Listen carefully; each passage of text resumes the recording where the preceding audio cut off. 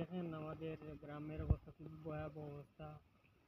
মানে বাড়িঘর ডুবে গেছে, মানুষ গরু বাছুর এবং মানুষ বিভিন্ন স্থানে চলে যাচ্ছেন নিরাপদ স্থানে।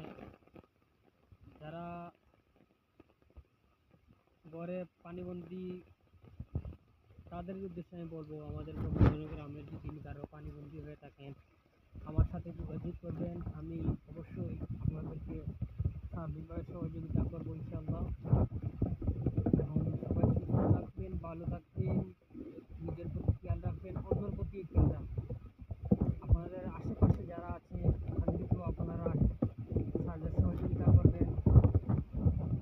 যেদিন আপনাদের সহযোগিতায় একজনের ভালো হয়, আল্লাহ তাআলা আপনার জন্য ভালো একটি কিছু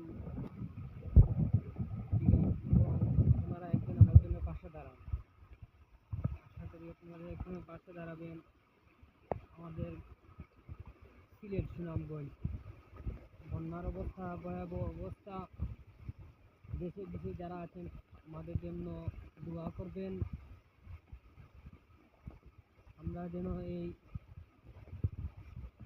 বন্যা থেকে রক্ষা পাই।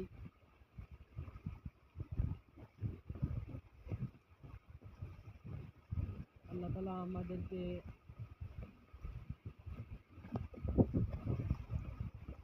এই বন্যা থেকে রক্ষা করেন। মহান আল্লাহ তাআলা চাইলে আমাদেরকে অনেক কিছু করতে পারেন। আলহামদুলিল্লাহ আমরা অনেক ভালো আছি।